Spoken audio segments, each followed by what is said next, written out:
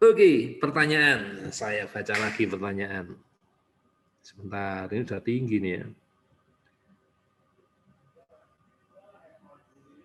Ini ya masih, tadi ya masih Pak Sigit ya, oke. Oke, belum. Ternyata masih ada. Ini tadi Pak Sigit, terima kasih semua infonya. Oke, berarti setelah itu ya. Dari Riani. Dok, semisal minum suplemen tidak lengkap, misalkan bulan depan saya hanya mampu beli untuk aksa dan fisioterapi saja, dan bulan depan baru bisa beli lengkap, apa boleh seperti itu? Boleh. Tapi sebelum memutuskan untuk aksa atau beli biostrat, cari masalahnya anak ibu di mana. Ya. Karena aksa biostrat D3 itu lebih banyak urusannya untuk otak. Kalau anaknya ibu masih gangguannya di skala 4, itu yang dibutuhkan malah Synbio Nutracare, ya itu lebih butuh. Jadi sebelum memutuskan pakai suplemen yang mana lebih baik dikonsultasikan. Ya jangan salah beli, ya, karena nanti malah nggak kelihatan hasilnya. Ini Bu Winda lagi. Saya ini kalau yakin maju terus dok. Nah semoga dengan kalian menuju Bicom akan ada progres yang luar biasa. Tinggal Bicom yang belum saya buktikan. Oke, jadi ibu ini wah sudah luar biasa ya, sudah berjuang sama saya ya sampai di detik terakhir Semarang tutup. Dari dulu sudah kepingin terapi jarak jauh tapi belum dieksekusi juga, nunggu Semarang sampai akhirnya Semarang nyerah ya karena pandemi ya. Oke, Bu Elvi, dok tes Asira validnya berapa lama sampai harus lagi? Sebetulnya ya tes Asira itu perlu dilakukan tuh setiap bulan ya, tapi ya enggak mungkin ya kalau setiap bulan dilakukan ya, karena ya Bapak Ibu mengeluarkan uang terus tiap bulan. Terus saya bilang sama orang-orang, gini aja deh, kan PR-nya banyak itu, ada 130 halaman tuh. Gimana kalau 1 tahun aja lah untuk membereskan masalah itu, baru setahun sekali kita tes. Ya. Sebetulnya sih per bulan ya, tapi terlalu berat, ya, terlalu berat di biaya. Lebih baik kita fokus ngurusin suplemen. Ya. Itu jawaban paling jujur. Kalau dokter sini melakukan Asira berapa kali dok? Saya sendiri ya suka-suka saya yang punya mesin ya. Ada waktu nganggur ya saya kerjakan sendiri ya. Kadang kalau udah lupa sampai 2-3 bulan baru ingat ya. Kalau baru ingat tiap hari ya. Ya udahlah ya, itu saya ya. Punya mesinnya sendiri soalnya.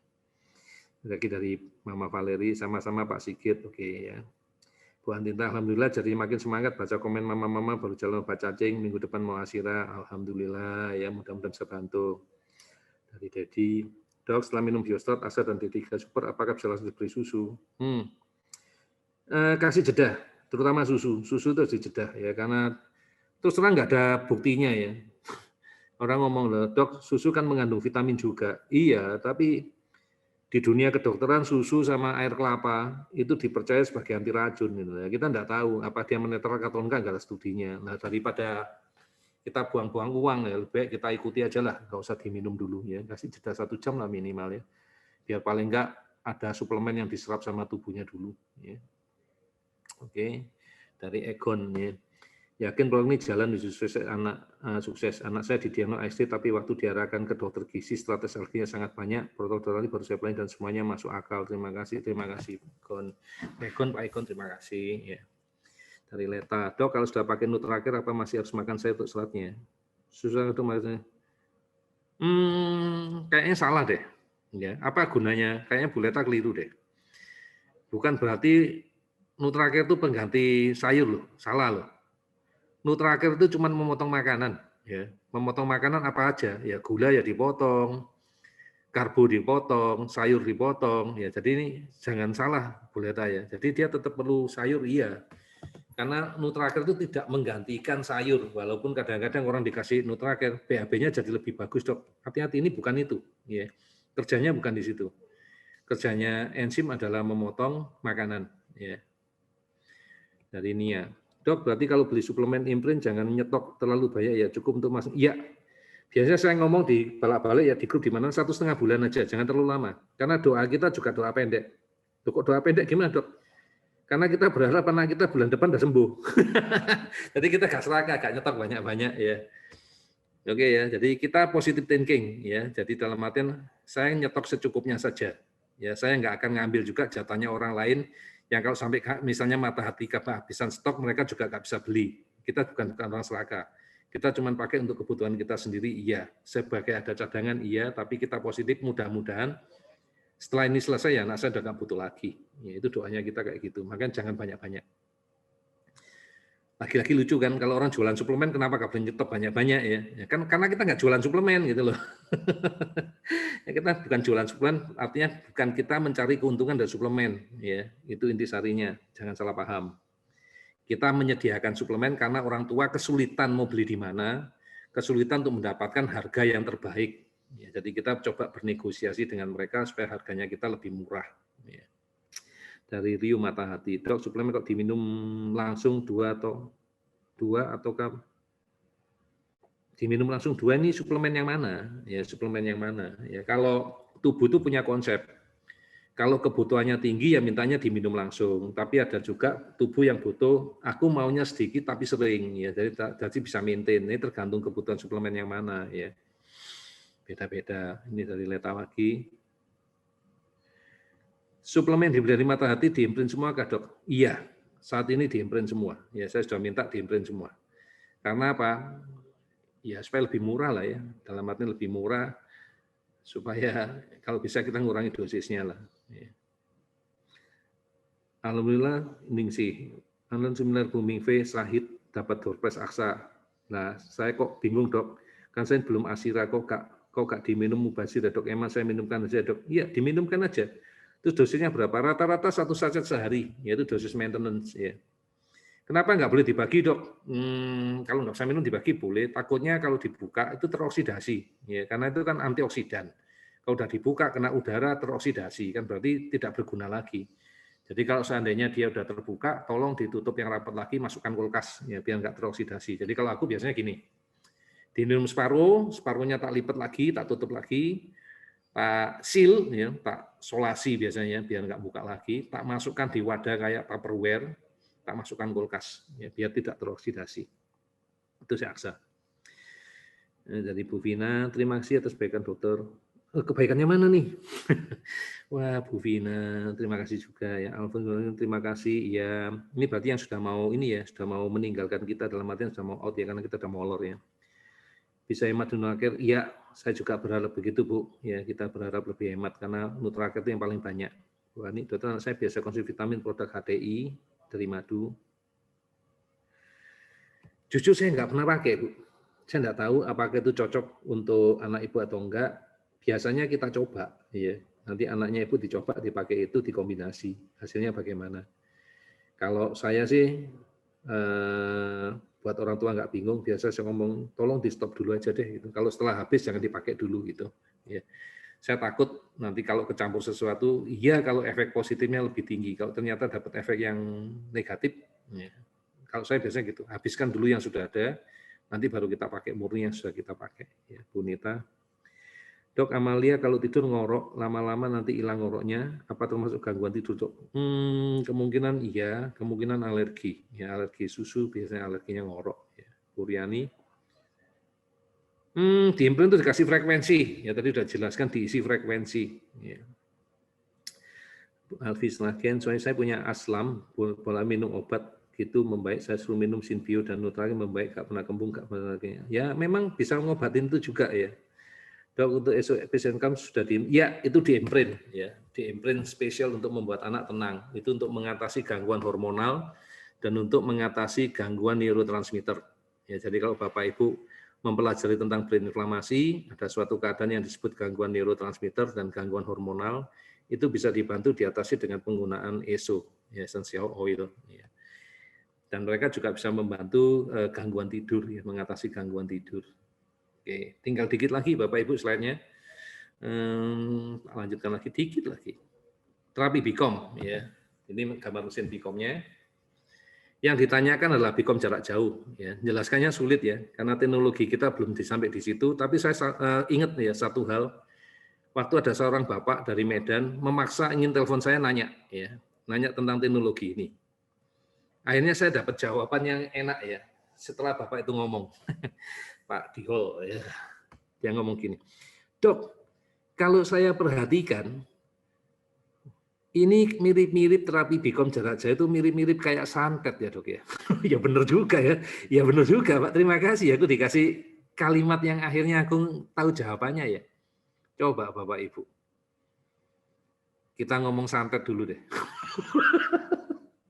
Lucu ya ngomongnya santet ya. Aku ketawa ya. Ya bener ya, teknologinya mirip santet. Kita ngerti nggak cara kerjanya santet?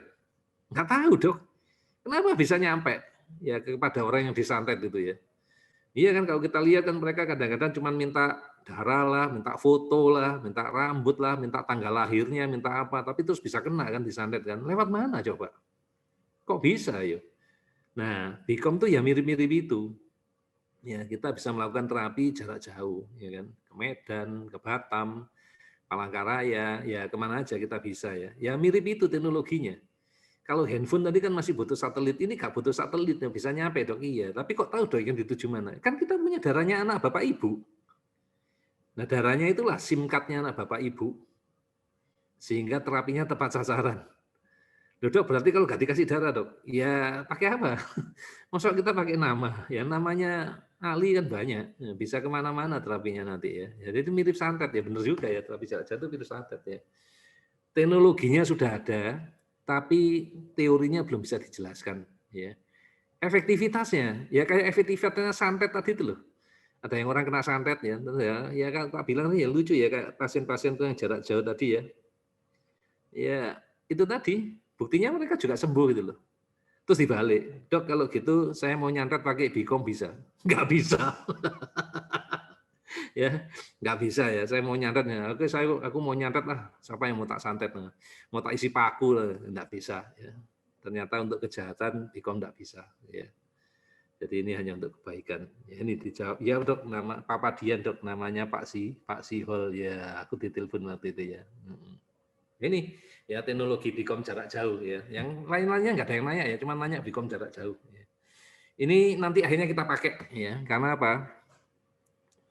Saya itu baru ngeh ya. Selama ini saya kan orangnya antusias ya, optimisnya tinggi ya. Sampai sekarang ya antusias optimis tinggi ya. Tapi nggak terlalu pinter ngitung. Kalau urusan duit itu kurang pinter ya. Ya. Buka cabang nggak ngerti ya, coba bayangin. Saya punya Bicom tahun 2007 ya. Ibu Mingse punya Bicom tahun 2017 ya. Bu Mingse punya 3 ya, punya Surabaya 1, Surabaya 2, Denpasar ya. Dalam waktu sekian tahun ya. Saya tetap punya 1. Kok bisa? Ya saya nggak pernah punya cabang ya. Sampai Bu Mive ngomong sama saya dibantu. Saya ngomong Bu Mive, Bu saya nggak pinter. Nyari orang, ngurusi nota orang itu saya nggak punya pengalaman. Saya cuma bisa ngajar siapa. Dok tak bantu dok. Akhirnya saya baru punya Makassar, Samarinda, Kendari, ya itu bersama dengan Bu Mingve ya. Makanya semua yang ngurusi Bu Mingve, ngurusi pembayaran, ngurusi terapis, ngurusi apa Bu Mingve semua. Saya cuma bantu di sisi yang lain ya, yang memang bidang saya ya. Terima kasih Bu Mingve. Nah Samarinda itu saya maksa, ya saya maksa buka ya, karena saya ingin nolong orang di sana, bolak-balik nyantol-nyantol terus saya maksa buka, jumlah orangnya kurang saya buka ya. Dengan cara yang kita mulai, ya akhirnya saya tahu kalau produktivitasnya sangat rendah ya. Dari segi keuangan nggak masuk dan itu nggak pernah dilaporkan ke saya sama Ibu Mingve. Ya. Sampai setahun sudah berjalan, kita punya kontrak 2 tahun di sana ya, karena saya ngomong ke mereka target kerja saya 2 tahun, saya harus janji saya menemani 2 tahun. Untuk yang rombongan pertama loh, rombongan kedua saya nggak janji. Ya, jadi saya akan menemani mereka sampai 2 tahun. Kalau setelah itu selesai, apapun yang terjadi ya saya keluar. Nah, ternyata kemarin laporan tahunan sudah keluar ya, minus Bapak Ibu. Nggak tercapai jumlah minimal. Jadi biaya operasional 20 juta tiap bulan itu nggak tertutup. Jadi selama ini di Samarinda kita minus. Minus selama setahun. Dan Bu Mingve tetap berjuang ngatasi sendiri. Tanpa setahu saya. Semua coba ditalangi sendiri sampai saya tahu, wah ini nggak benar ini. Ya kita harus ngomong ke orang tua. Kalau orang tua ini termasuk yang egois menurut saya. Kenapa? Semua janji-janjinya ditagih ya walaupun tidak sesuai aturan. Dulu kan janjinya 40 orang. Tidak 40 orang pun, waktu itu 40 orang saya janjikan ya sudahlah kalau mau kita lakukan tes asirannya gratis. Cuman 12 orang, mereka tetap nagih. Walaupun saya keadaan minus, saya ngomong, sudahlah Bu, tes itu punya saya, biar saya kerjakan aja lah. Biarin, mereka enggak tahu kesulitan saya, enggak apa-apa. Yang penting saya tetap ikhlas kerjakan, tapi saya harus ngomong ke mereka, kalau kondisi ini berlanjut seperti ini, terus nanti saatnya tiba, waktu kontrak saya habis di bulan Februari, saya akan tutup. Karena saya nggak bisa bertahan, ya kondisi pandemi, kondisi seperti ini, ya ekonomi juga lagi jelek. Lebih baik saya tutup, ya supaya tidak minus. Ya. Nah, sedangkan terapi kan saya masih bisa lakukan terapi jarak jauh. Nah, sekarang ngapain saya juga buka di sana, mereka juga nggak datang. Ya, tapi saya tetap bayar terapis dan lain-lainnya. Mending saya tutup, saya kerjakan di Surabaya, saya kerjakan di Denpasar, saya kerjakan di cabang-cabang saya yang sudah ada. Jadi khusus Samarinda kemarin saya kasih note, saya kasih WA khusus ke mereka, tolong bantu saya. Kalau memang ada orang-orang Samarinda, orang-orang Kalimantan Timur yang mau terapi, tolong dirujuk ke tempat kami biar kami bantu, biar kami tidak tutup. Tapi kalau memang kami harus tutup, ya kami akan tutup. Ya. Bagaimana nanti membantu pelayanan ke yang sudah ada? Kami lakukan terapi BIKOM jarak jauh. Demikian juga dengan apa ya? Dengan Semarang ya. Saya janji sudah bertahun-tahun dengan orang Semarang, mereka sudah mengumpulkan uang, tapi nggak pernah tercapai ya jumlah orangnya ya. Uang sudah ditahan di mata hati ya, karena saya nggak mau nyimpen duit ya. Saya nitip di mata hati, pasti stres lah orang mata hati terima duit gitu ya, tapi nggak dibuka-buka. Mau buka pandemi, mau buka ini, macam-macam alasannya. Sampai akhirnya kemarin tanggal sudah diputuskan PSBB. 23 mau buka, 25 baru selesai. Kita koordinasi sama klinik, kliniknya nolak. Akhirnya kliniknya setuju, mau, aturannya banyak. Kita sampaikan ke orang tua. Akhirnya banyak orang tua yang mundur. Akhirnya saya ngomong, ya sudahlah, ini memang rencana Tuhan, sudah sementara gini aja deh. Gak boleh terlalu agresif. Enggak apa-apa, dibilang mundur enggak apa-apa. Tapi nanti kita lari. Sekarang kita melangkah mundur. Tapi besok kita lari. Oke, kita tutup Semarang. Sampai jelas, sampai kapan enggak jelas enggak apa-apa. Kita tetap bantu orang-orang. Tapi kita berdoa semoga nanti makin banyak yang kita bantu. Terutama dengan BIKOM jarak jauh dulu. Oke, itulah keputusan kita. Kita lakukan.